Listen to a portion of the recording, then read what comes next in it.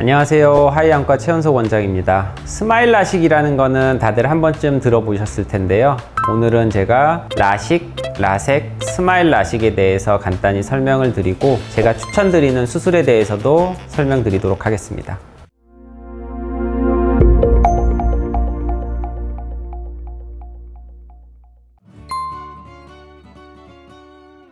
세 가지 모두 레이저를 이용하여 각막 중심부에 있는 실지를 깎는 수술입니다. 라섹은 표면 겉에 각막을 깎은 다음에 가장 실질의 윗부분부터 깎아 내려가는 수술이고요. 라식은 각막의 5분의 1 정도 두께가 되는 뚜껑을 만들어서 연 이후에 그 밑에서부터 실지를 깎아 들어가는 게 라식이라고 보시면 되고요. 스마일 라식은 라식에서 단점을 일부 제거한 건데요. 절편 때문에 생기는 부작용들을 줄이고자 femtosecond 레이저라고 하는 특수 레이저를 사용을 해서 각막의 위쪽 부분을 따지 않고 레이저로 가운데 부분의 실질만 2mm 정도의 절개를 가한 뒤에 이 렌티큘이라고 하는 조각만 분리를 해서 제거를 하는 게 스마일 라식입니다.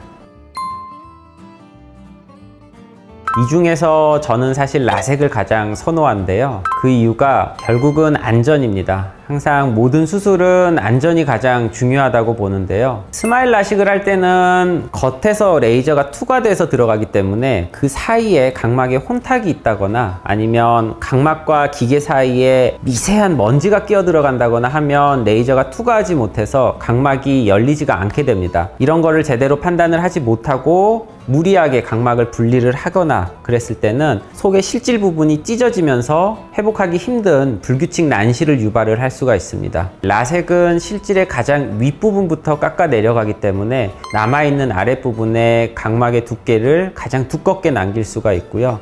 이 잔여 각막의 두께는 수술하고 나서 생길 수 있는 가장 무서운 합병증 중에 한 가지인 원추 각막과 직결이 되게 됩니다. 각막 두께를 두껍게 남기면 남길수록 원추 각막의 확률은 줄어들게 되고요. 각막의 두께가 얇아질수록 원추 각막의 확률은 늘어나게 됩니다.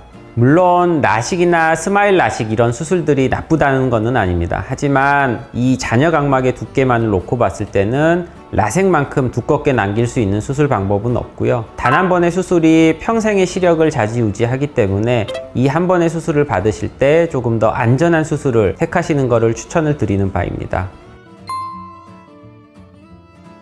스마일 기계가 다른 라식이나 라섹을 하는 기계에 비해서는 우선 기계가 더 비쌉니다. 레이저를 한번 시행을 할 때마다 어느 정도의 금액을 지불을 해야 됩니다. 그래서 이런 비용이 결국에는 수술비에 포함이 되기 때문에 수술비가 더 높게 되고요.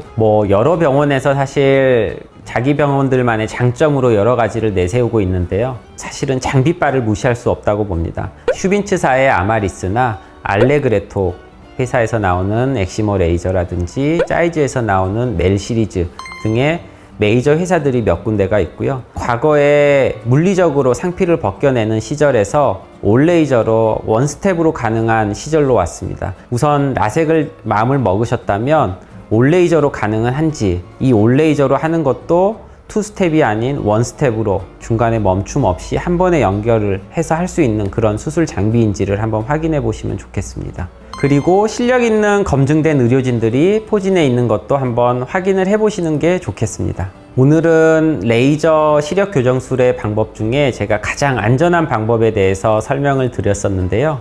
늘 신중하게 선택을 하시고 충분히 고민을 해 보신 다음에 수술 방법을 선택하시는 게 좋겠습니다. 하이안과의 최현석 원장이었습니다.